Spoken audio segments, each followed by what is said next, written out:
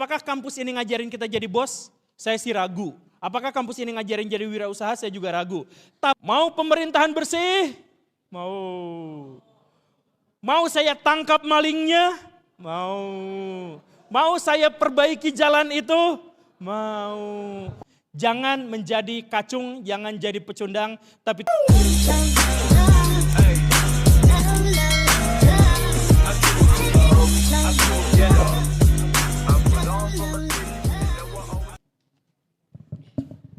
Okay, baik. Assalamualaikum warahmatullahi wabarakatuh. Waalaikumsalam warahmatullahi wabarakatuh. Alright, good day everyone. Introduce myself. My name is Iqdal. I'm student in Global Institute and I'm first semester here. Saya semester pertama di Global Institute dan saya sebagai mahasiswa di sini. I have several questions. Saya punya beberapa pertanyaan. Sebelumnya kita berbicara tentang adanya kemandirian dan tidak berharap kepada pihak lain. Tentunya kita semua di sini ingin bekerja dan memiliki penghasilan yang tinggi, jelas ya.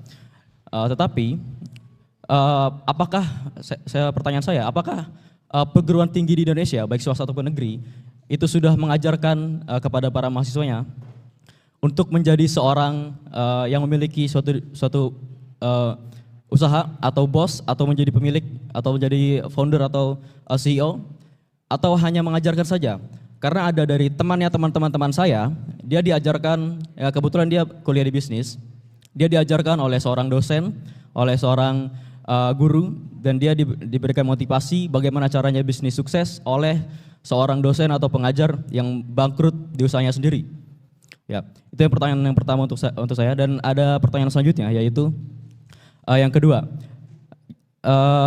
Jika kita tidak merencanakan kehidupan kita, maka kehidupan kita akan direncanakan oleh pihak lain. Tadi dijelaskan oleh Pak Guru. Tapi menurut saya, Pak Guru, neo-feodalisme ini sudah diajarkan oleh pemerintah kita sendiri sejak kita lahir dan sejak sebelum-sebelumnya. Contohnya apa? Contohnya adalah ketika kita memaksa pemerintah untuk menyediakan lapangan pekerjaan, maka kita akan terus bergantung kepada pemerintah. Maka untuk disediakan lapangan pekerjaan yang banyak, mungkin di zaman sekarang akan disediakan 19 juta lapangan pekerjaan. Ya, contoh lainnya adalah ketika ada suatu jalan yang rusak atau fasilitas umum yang rusak, kita akan terus bergantung kepada pemerintah tanpa adanya inisiatif atau kerjasama dan gotong royong di antara masyarakat tersebut. Ini juga menimbulkan adanya ketergantungan kepada satu arah atau hanya kepada pemerintah tersebut, dan ini semua terjadi apabila tidak adanya hubungan yang baik antara pemerintah dan juga masyarakat. Jadi pertanyaan saya adalah, apakah zaman disrupsi ini benar-benar menciptakan kemajuan atau justru hanya menciptakan bentuk ketergantungan baru yang tidak disadari oleh masyarakat kita saat ini? Terima kasih untuk waktunya. Silakan dijawab Pak Guru.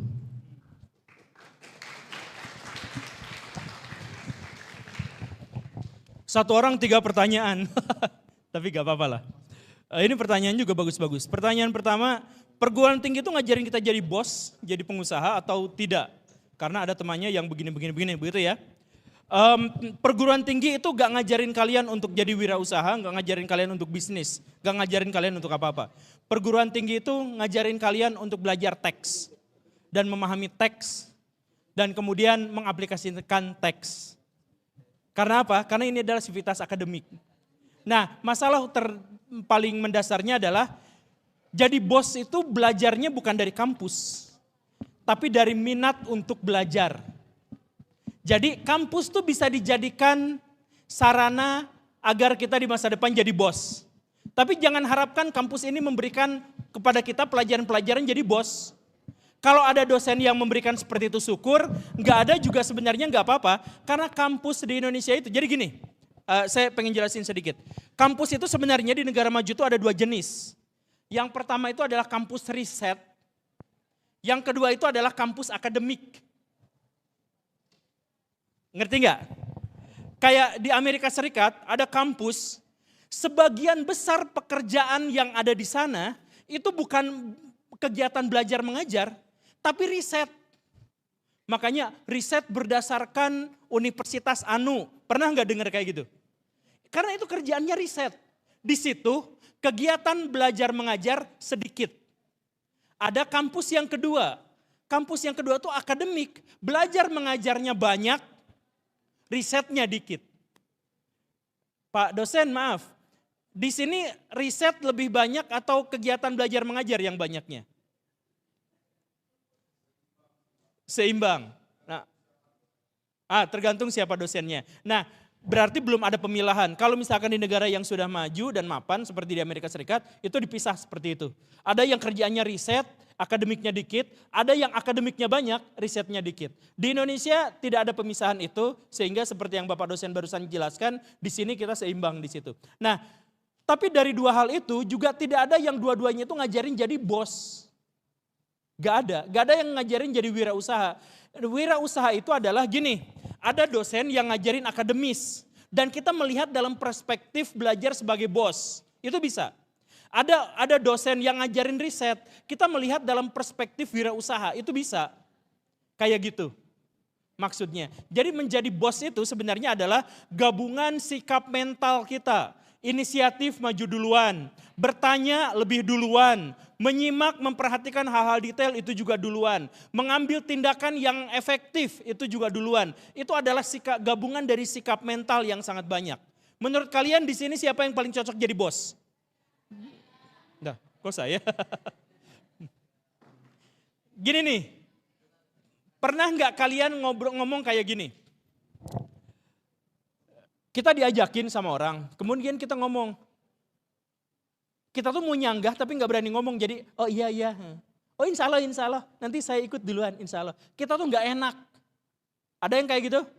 Nggak cocok jadi bos. Kenapa nggak cocok jadi bos? Karena salah satu ciri dari bos itu apa? Inisiatif. Inisiatif itu apa? Yang duluan memikirkan atau melakukan sesuatu. Begitu. Itu ciri dari bos tuh gitu. Nah, kalau misalkan nungguin orang lain terus kitanya nggak enakan, itu susah jadi bos. Jadi sekali lagi, apakah kampus ini ngajarin kita jadi bos? Saya sih ragu. Apakah kampus ini ngajarin jadi wirausaha? Saya juga ragu. Tapi kalian bisa jadi wirausaha dan bos kalau kalian kuliah di sini. Oke? Pertanyaan kedua, masih dari makhluk yang sama. Neo-feudalisme tergantung pada pemerintah. Oh, pemerintah kita tuh mengajarkan feudalisme. Di antaranya adalah bahwa kalau ada bencana berharap pada pemerintah, kalau ada jalan rusak berharap pada pemerintah. Iya betul. Dulu, waktu saya tua, dulu ada kejadian gini nih. Ini waktu saya kecil, Bapak dosen dan orang-orang senior di sini juga pasti kenal. Dulu di kampung-kampung itu gini, kalau ada satu jalan rusak, mereka tuh cukup rapat dan kemudian jalan itu gotong royong diselesaikan.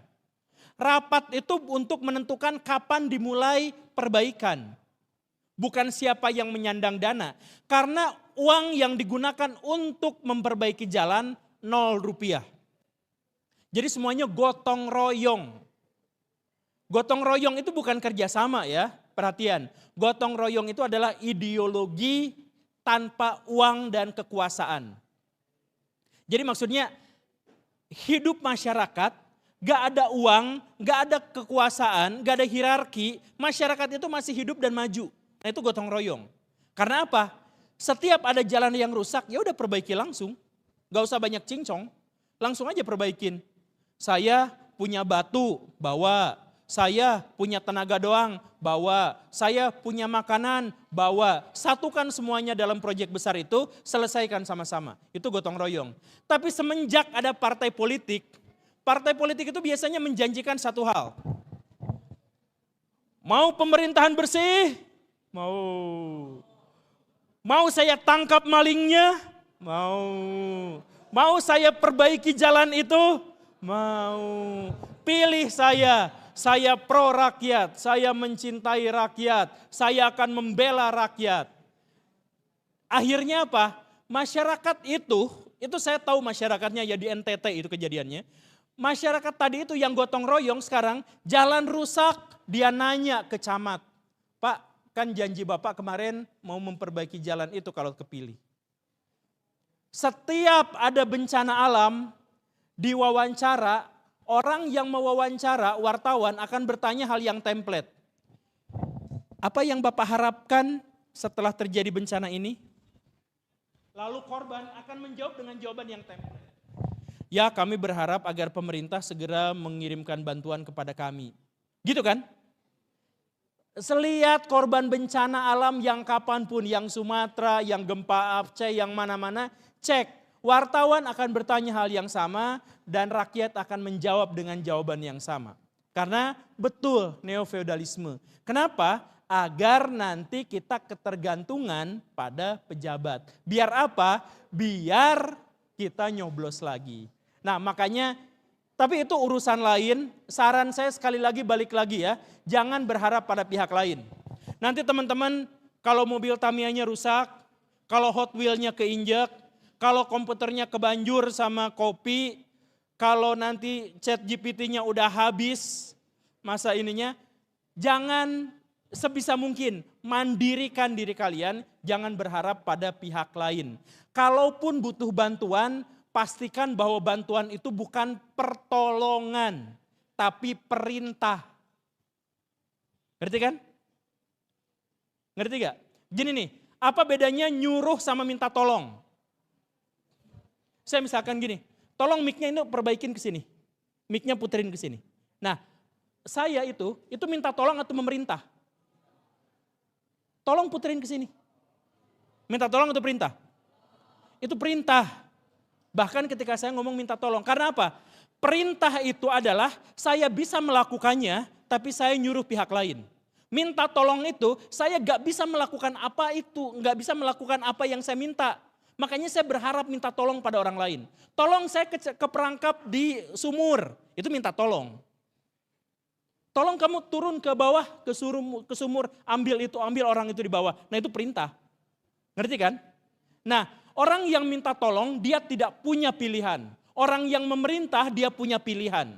Jadi kalaupun nanti kalian harus mengandalkan orang lain, itu sebagai perintah kalian pada dia. Karena bahkan tanpa ada dia pun kalian bisa melakukannya. Jangan sampai kalian minta tolong karena kalian memang tidak bisa melakukan itu. Paham ya? Nah itu cara agar kita tidak terjebak pada neofeudalisme yang disponsori oleh pemerintah. Pertanyaan ketiga, apakah zaman disrupsi ini menciptakan kemajuan atau makin memperparah hierarki? Di zaman apapun, dengerin baik-baik, ini prinsip dalam kehidupan. Di zaman apapun, sepanjang sejarah, yang benar tidak mungkin menang. Sepanjang sejarah, yang kuatlah yang menang. Jadi kalau mau orang-orang benar itu menang, dia harus kuat. Itulah filosofi dari superhero. Dia tidak hanya pahlawan, tapi dia punya kekuatan super. Karena apa? Ingat, sepanjang sejarah, gak pernah ada ceritanya yang benar tuh menang. Yang benar tuh bisa menang, kalau dia tuh kuat. Anggaplah konflik Israel-Palestina. Anggaplah yang benar adalah Palestina. Kalau Palestina dikalahkan sama Israel, kekalahan pihak yang benar itu benar atau salah? Kekalahan pihak yang benar dari yang salah adalah kejahatan moral. Dia kesalahan. Berarti salah. Jadi harusnya gimana? Harusnya kayak bendera merah putih. Bendera merah putih itu ada kesucian, kebaikan, ketulusan, keikhlasan. Itu ada di bawah kekuatan, keberanian, dan kehebatan.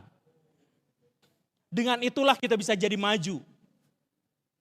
Kalau kita benar doang tapi tidak maju ya tidak. Nah pertanyaan yang tadi, disrupsi apakah akan menghilangkan, apakah akan membawa kemajuan atau menciptakan hierarki yang lebih kuat? Pasti hierarkis. Manusia itu pasti hierarkis. Pasti ada yang di atas, pasti yang ada di bawah. Mustahil tidak, mustahil setara. Ada banyak ideolog yang ingin negara atau masyarakat menjadi setara. Karl Marx. Tapi ujung-ujungnya adalah pembantaian dan tragedi kemanusiaan. Karena kalau kesetaraan itu nggak mungkin. Akang tadi yang bertanya, misalkan punya pabrik bala-bala, pabrik gorengan. Penghasilan perharinya 1 miliar rupiah. Ada akang di depan sini. Dia punya perusahaan mobil sport. Penghasilan perharinya 1.000 rupiah. dia 1.000 rupiah, dia 1 miliar rupiah per hari. Lalu wah kata saya pemerintah, wah ini tidak adil. Biar adil gimana? Saya ambil 1.000-nya, saya ambil 1 miliarnya, lalu bagi 2 sama rata. Adil enggak? Akhirnya apa? Akhirnya dia jadi malas bekerja. Ngapain saya kerja capek-capek, enggak kerja aja saya dapat segini. Dia juga enggak mau kerja. Untuk apa saya kerja sampai segini hasilnya tetap dibagi 2? Saya enggak mau kerja. Akhirnya apa? Pemerataan itu memaksa saya akhirnya untuk maksa kamu dan kamu kerja dipecutin, dicambukin biar kalian berdua mau bekerja. Itulah komunisme. Komunisme gagal tuh gara-gara itu kan, pengen semuanya setara. Nah karena itu kesetaraan itu nggak mungkin. Hierarki itu pasti. Hubungannya dengan kekuatan yang pasti menang itu jadi maksudnya apa? Jadi gini, hierarki itu pasti ada. Orang kaya, orang miskin pasti ada. Orang yang nginjek dan orang yang diinjek itu pasti ada. Tapi yang harus kita pastikan adalah kita yang di atas, bukan yang di bawah. Pastikan itu. Jadi di dunia disrupsi zaman sekarang itu nanti akan ada hierarki, tidak memperkuat feodalisme, enggak. Hampir pasti tetap memperkuat itu. Elon Musk tambah kaya raya. Mark Zuckerberg pasti tambah kaya, itu pasti.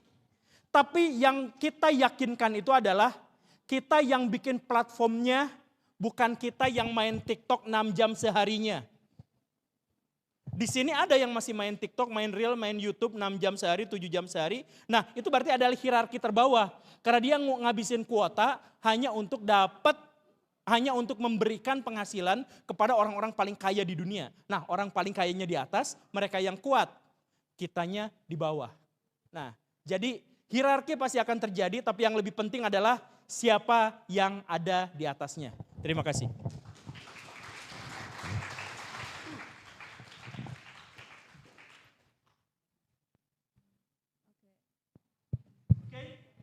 Oke, itu tadi pertanyaan terakhir ya Pak, untuk selanjutnya. Iya, karena masih ada acara selanjutnya lagi. Oh gitu, masih ada yang mau ditanyakan? Cung? Cukup. Enggak, waktunya sudah habis. Enggak, saya cuma pengen nanya aja.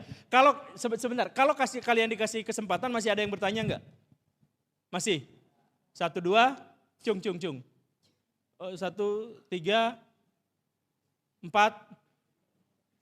Ini ngacungnya gini banget sih, enggak gini. 1, 2, 3, 4, 5. Ya, oke. Ya udah. Tapi karena waktunya sudah mepet, ya apa boleh buat. Tapi intinya saya pengen ngomong sedikit lagi ya. Teman-teman semua, obrolan kita tuh sekarang unfaedah.